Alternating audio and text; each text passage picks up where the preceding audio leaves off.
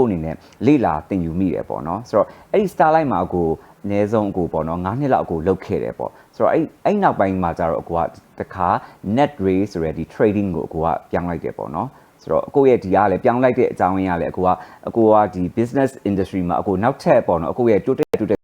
ရှိမလဲဆိုပြီးအကိုအနေနဲ့ပြောင်းလိုက်တာပေါ့ဆိုတော့အဲ့ဒီ net ray trading ကိုရောက်သွားတဲ့အခါမှာအကိုက marketing executive အနေနဲ့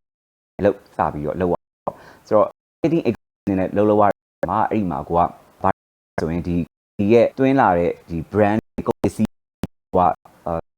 ရတယ်ဒီအတွက်မားတွေကောင်လောက်ဒီအတွက်အကိုကပို့တွေမှာပြင်ပေးရတယ်ပေါ့ကုမ္ပဏီမှာရှိရဲ့ပို့ကို အနေနဲ့အကိုက internet organ စီစဉ်ပေးရတယ်ဆိုတော့အဲ့ဒီခါမှာအကိုအနေတခြားပြဒီ organ events industry အနေနဲ့ရက်တည်နေတဲ့ဖွဲ့ပြနေလဲအကိုကဆက်လုပ်ပေးရဆိုတော့လည်းအကိုကကိုယ့်အလုပ်ကိုပျော်နော်ပျော်ရဲဆိုတော့အကိုချိန်တော့ဆိုလို့ရှိရင်ပွဲစီစဉ်ရောက်ဖြစ်လာမယ်ဆိုတော့အကိုမသိသေးဘူးမဲ့နေရာကိုပြောရဲဘာကြောင့်အကိုကအဲ့ဒါပြောချင်လဲဆိုတော့ management တကယ်စားစရာကောင်းလို့လေပြောဖို့အမတန်မှလည်းပေါ့နော် true ပေါ့နော်တကယ် stress တွေလောက်ရတဲ့ဒီကအလုပ်ဖြစ်တယ်ပေါ့နော်ဆိုတော့အဲ့ဒါဒီပိုင်းအပြင်ဆက်ပြောပြမယ်နော်ဆိုတော့အဲ့ဒီမှာအကိုကဒီ net ray မှာအကိုကဒီ marketing executive နဲ့အကိုလုပ်တယ်အဲ့တော့ပွဲတွေစီစဉ်နဲ့အကိုကအဲ့ဒီမှာလည်း9နှစ်လောက်အကိုလုပ်ခဲ့တယ်ပေါ့ဆိုတော့အဲ့ဒီနောက်ပိုင်းကျတော့ကိုကဒီပေါ့နော်ပြောလာတဲ့ခါမှာevents ကိုကိုစဉ်းစားမိရပေါ့နော်တာမီရဲ့နေထားနေပြီးတော့အခုတငယ်ချင်းလည်းအခုစကားပြောပြစ်နောက်တငယ်ချင်းကလည်းမင်းတို့ပွဲစီစဉ်တာမင်းလောက်တာစကြတယ်မင်းစီစဉ်တဲ့ပွဲတွေကအဆင်ပြေတယ်ဆိုပြီးတော့အခုအများနဲ့တို့က create ပေါ့နော်ဆိုတော့အဲ့ခါမှာကိုယုံကြည်မှုတွေလည်းကိုကရှိလာတော့အခုအနေနဲ့ဒီ net ray မှာ9နှစ်လုပ်ပြီးတဲ့အချိန်မှာတော့ကိုကဒီ events industry ရဲ့ကိုကချက်ဆုံးပြစ်ပြီးတော့ဝင်လိုက်တယ်ပေါ့နော်ဆိုတော့ဒါပေမဲ့အဲ့ချိန်ကြီးကိုက magic events ဆိုပြီးတော့အခုကနာမည်မတက်ရသေးဘူး events ကို freelance အနေနဲ့ဝင်လိုက်တယ်ပေါ့နော်အဲ့သဘောပေါ့နော်ဆိုတော့အဲ့ချိန်မှာပထမဆုံးကိုရဲ့ဒီတငယ်ချင်း company မှာfreelance events manager အနေနဲ့စပြီးတော့ဝင်လုပ်တဲ့အချိန်မှာလည်းအနေနဲ့ magic events management ကိုဖြစ်လာစေမဲ့ရေးတောက်မြစ်လို့ပြောလို့ရတာပေါ့နော်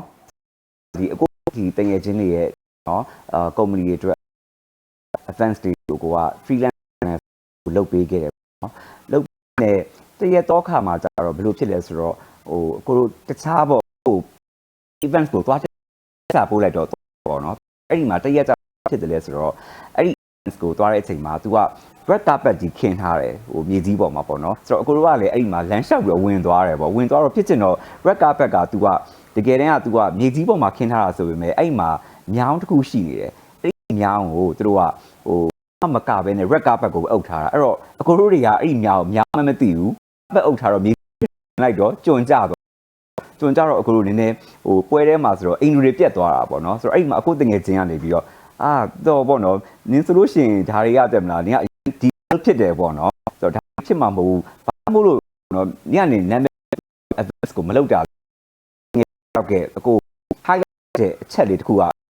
ထဲမှာ mindset ကိုနည်းနည်းလေးအကိုညံထဲမှာပွင့်သွားပေါ့နော်ပွင့်သွားတဲ့အခါမှာအကိုက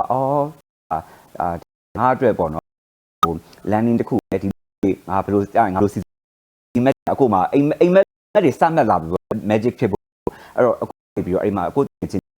တလန်နဲ့ magic Spanish bank ကို15အောက်တိုဘာလမှာအကိုကတရက်ဝင်စအကိုတည်ခဲ့တယ်ပေါ့နော်ဆိုတော့နောက်ဘာဖြစ်လဲဆိုတော့ဒီပြောရမယ်ဆိုရင် magic Spanish bank magic ဆိုပြီးတော့ဖြစ်လာတဲ့အခါမှာအကိုကပွဲတွေနဲ့စလာလားဆိုတော့ပွဲ magic ဖြစ်လာတက်မလားပွဲတွေကပေါ့ညာရောက်နာမည်ကြီးဖွင့်လိုက်တာလားဟုတ်ပြန်ဘူးဘာငကိုတွေကကိုအနေနဲ့ကတခြားကုမ္ပဏီဘာလုပ်တယ်ကိုပဲအကိုလုပ်တယ်နောက်ပြီးတော့ကုမ္ပဏီဒီမှာလုပ်တဲ့ချိန်မှာလည်းအကိုကဝန်ထမ်းဘယ်တော့မှအကိုကဝန်ထမ်းရယ်လို့ကိုစိတ်မထားဘူးအကိုတကယ်အကိုကဒီပေါ့နော် detail တိတ်ချအောင်လုပ်တဲ့အတွက်မို့လို့ကိုအကိုကရမရ reputation ကြရုံငန်းမယ်ပြီးလို့ရှိရင်အကိုအနေနဲ့cruise တွေပေါ့နော်အကိုရဲ့လုပ်ဖို့ကိုကပြီးတော့မဲ့ပေါ့နော်အဲ့လိုအကိုကရုံငန်းအိမ်မှာ2000ခုနှစ်ဒီပေါ်မှာကိုစခဲ့တယ်ဆိုတော့ပြောချင်တာကွာဘာလဲဆိုတော့ကြတော့ချင်တယ်ဒါပေမဲ့အခုနောက်လိုမျိုးဘာလို့ရမလဲသူတို့ကသိရမလားဘာလို့ရမလဲဆိုတော့ဘာလို့ရမလဲတော့